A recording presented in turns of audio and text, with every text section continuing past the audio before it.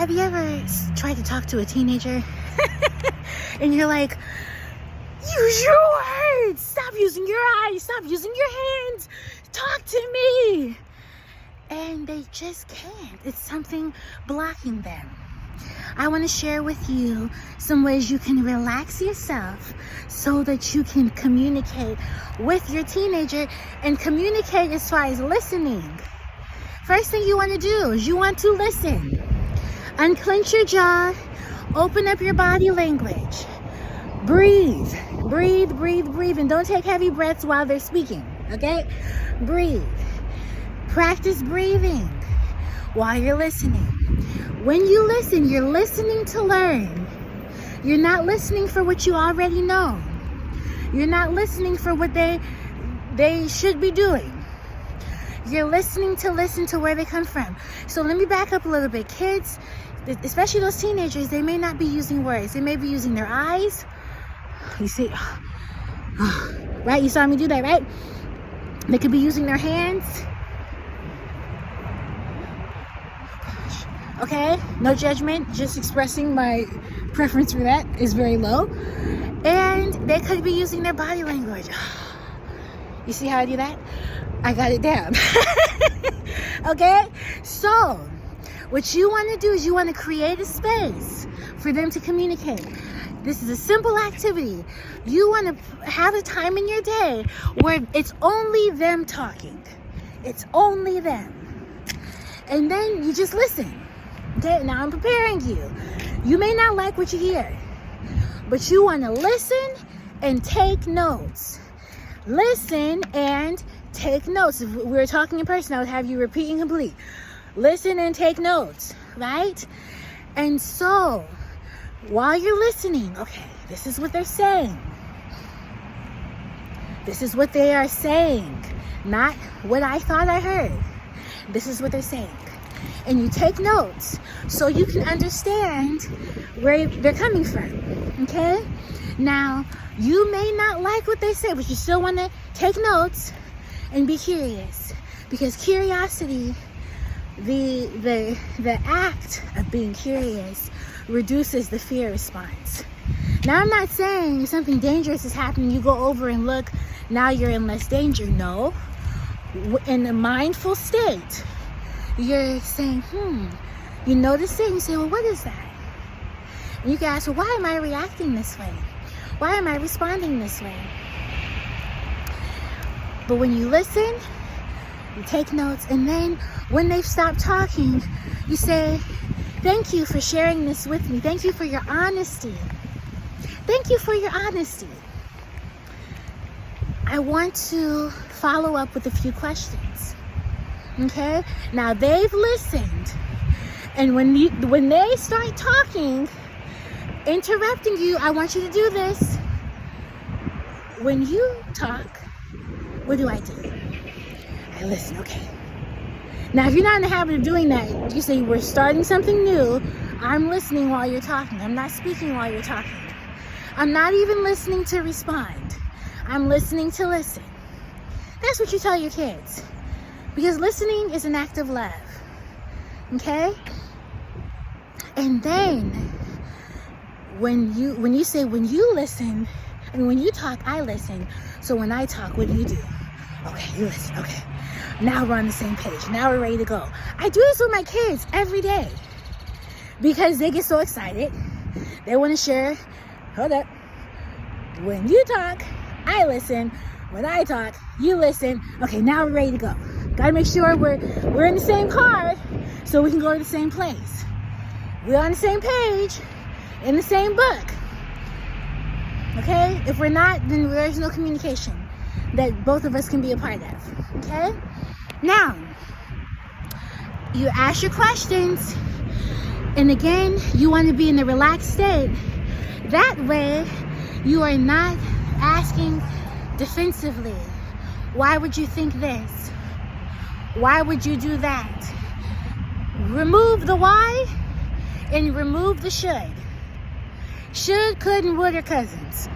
Don't have them over too long because they eat up everything, okay? Eat up mental space.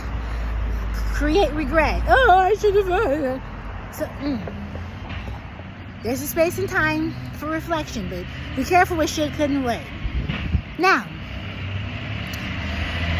you want to remove the why. Why would you? Why did you? Why couldn't you? That's a defensive state. Why don't you think what and how? What do you want me to know? What can I do? What do you want to tell me? Okay? How can we do this together? How can we make this work?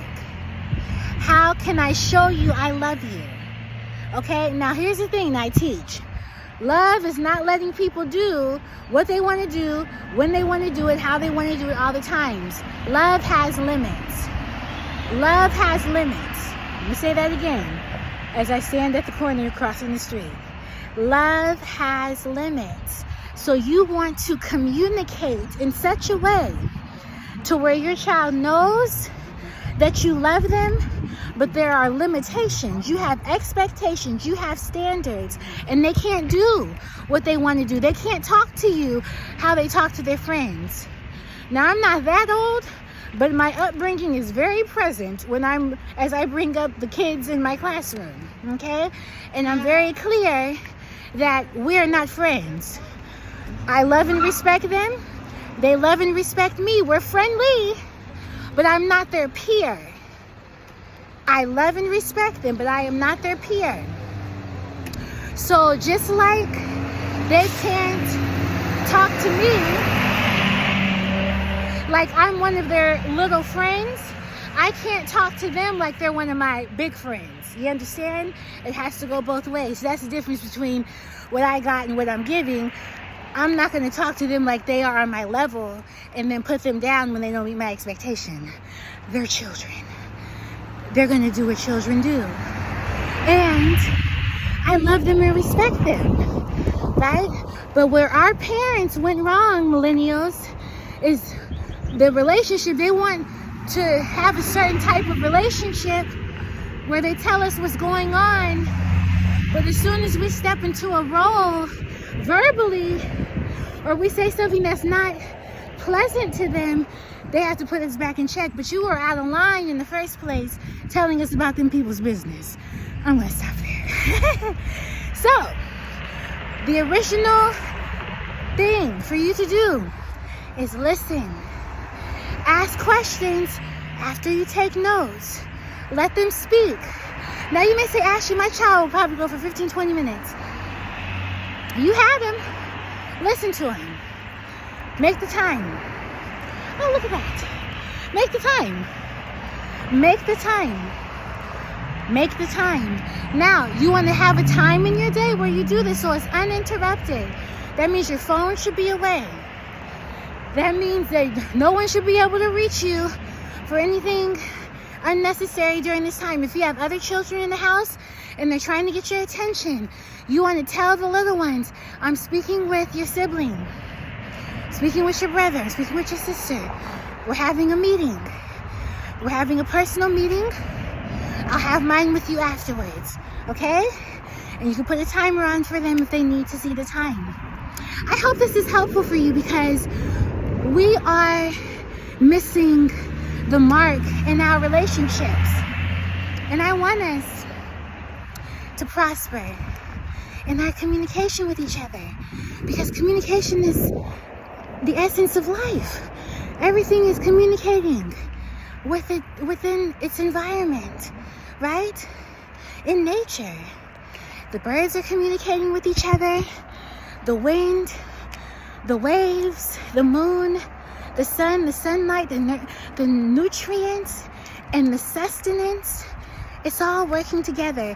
Now it's our job to get ourselves organized so that we can have the relationships that we want to experience. I hope this is helpful for you. I bless you. I want the best for you. I'll see you in the next video. Oh, thanks. But I want you to know that I'm thinking of you as I make these videos. And when you send me emails, I can respond and say, hey, this is a topic that we're going to talk about in the next video. See you again soon.